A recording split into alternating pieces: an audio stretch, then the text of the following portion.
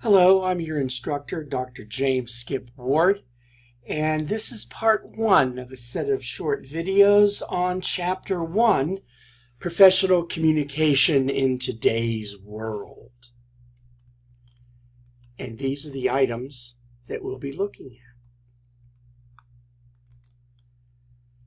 The background here is that your major assignment will be to draw a mind map of the communication process based on what you've read in the chapter, this slide video presentation, your own experiences, your own ideas, the ideas that you gained from your classmates. And these are the topics that we're going to look at.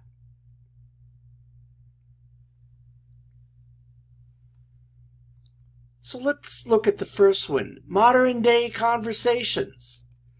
Now this is really a conversation, but this is the use of smartphones to while away time on a subway. Or over here, a student escaping a prof by texting.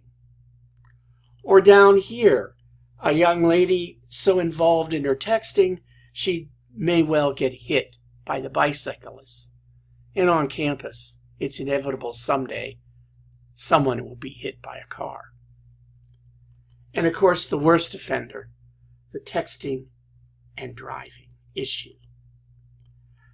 Now, I pondered this question, and I do think these students are working on their cell phones, looking up information to solve a problem. Over here, on the other hand, Nashville this summer, I'm looking at my email, and my sister is watching the television. Modern day conversations. And how about this one?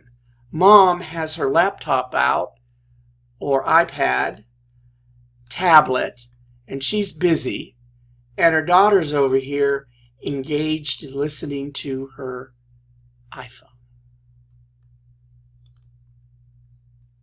What do you think about this? Pretend it's 1995 and actually talk together. Now here's a young couple at an airport in northern Thailand this summer, and they're listening to the same music, but he's totally conked out. So what do you think your employer expectations are concerning communication? What skill sets do you think they put at the top of the ladder of required skills? Let's look at the second area. Barriers and opportunities. How about texting? How about that? Well, here I am in Thailand with my two buddies, they're brothers. We haven't seen each other for a long time. There's a wonderful meal, and he's obviously chomping down, but his brother is quite busy on his phone.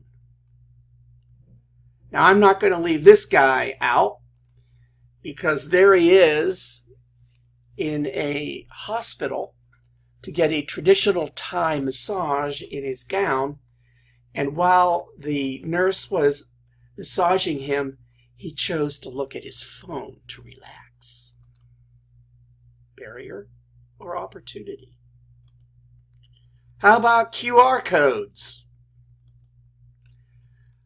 This was a new one for me. When we left the Frisk Center for Visual Arts, as an art museum in Nashville, Tennessee, to get out of the parking lot, you scanned the QR code. Or how about this one at a car center in Thailand? I didn't get the right picture of a bunch of guys scanning the QR code, but if they scanned the QR code, they got something free for their car.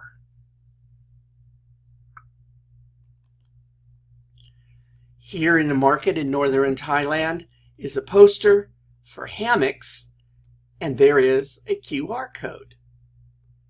Or how about this? A temple in Thailand with a QR code to scan for more information. Or this that I received in the mail from American Express, asking me for a deal. And look, internal use, a QR code. Barrier or opportunity? Let's take a look at apps. While I was in Thailand, my friends urged me to practice mindfulness. So I downloaded an app.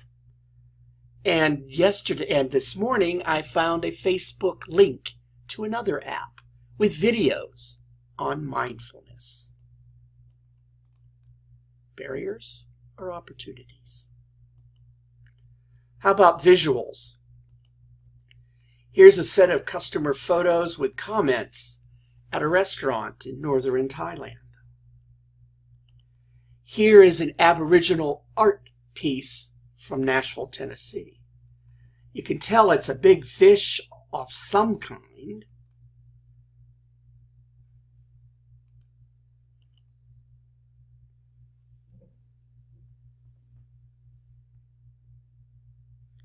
And there it is, the depiction in Aboriginal art of Jonah and the whale. How about this that I caught on a gas station in Oklahoma or Texas? Look at that process map. Barrier or opportunity? Here in Thailand, they place the results of cigarette smoking on the cartons themselves. And they prohibit it almost everywhere now.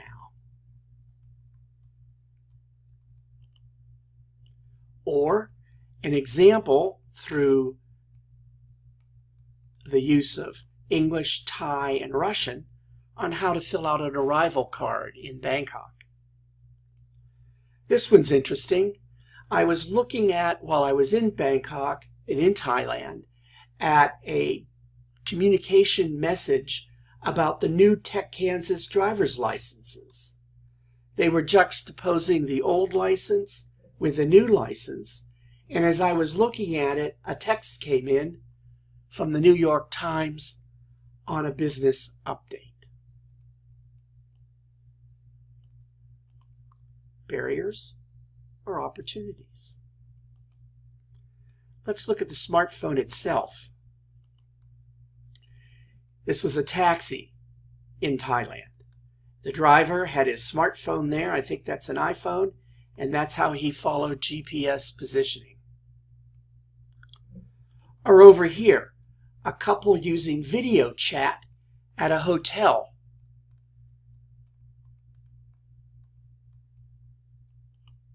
Barrier or opportunity? Or just plain simple machines. Here's one from the Thai airport. You can scan your boarding pass, tap on any one of these items, and you can find out information. How about Wi-Fi? Here, to log in to an airport overseas, I think this was Tokyo, you put in your passport number.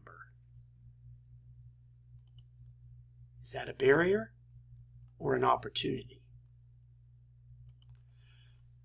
This was from one of my favorite TV shows in the morning, Michael Smerconish. You might have seen him on CNN. But he had a survey, online survey, put it away. Have smartphones destroyed a generation? I actually then went and bought 2 of her books. So what do you think? Have smartphones diminished the ability to chat due to texting?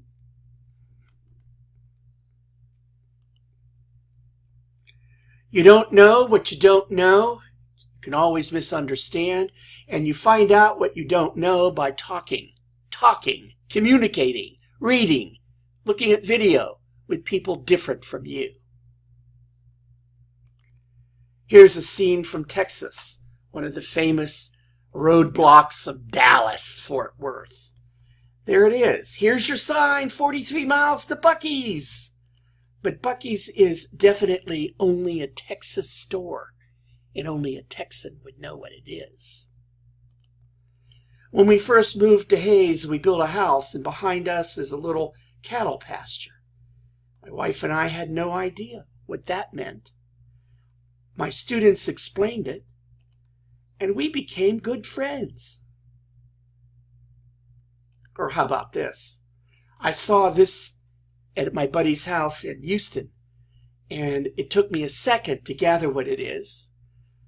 A direct charger in the wall for iPads and iPhones. I had ours installed. Or how about this? Virtual cards for Father's Day. Then I saw a tasting bar. Didn't know what it was. Here I am taking the picture in Nashville. And it was an olive oil tasting bar, something I didn't even know existed. Or this visual on a skyscraper in Thailand of His Majesty the King, who had just passed away. And what about this? Who is this guy? What's going on? What's all this about?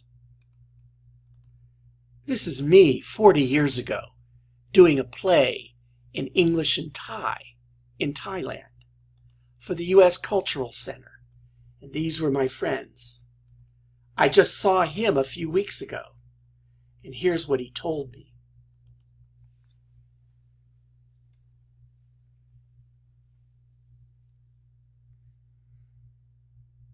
He had an excellent audience analysis.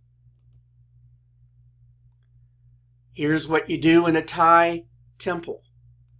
Visuals, English, and Thai. Here, the cultural act of my buddy teaching his young daughter and his wife teaching his young daughter about their Buddhist religion and its customs and ceremonies. So, I end this with 4 questions for you to think about. What have you done to find out what you don't know, and how did you fill your gaps? Does cultural context? How does the cultural context impact communication? Barriers, what have you faced in communication, in business or private life? And what I use in my face-to-face classes, what barriers do I face? And I'm basing that on the fact that I'm a baby boomer and they're millennials. That in 13 minutes is part 1. Thank you.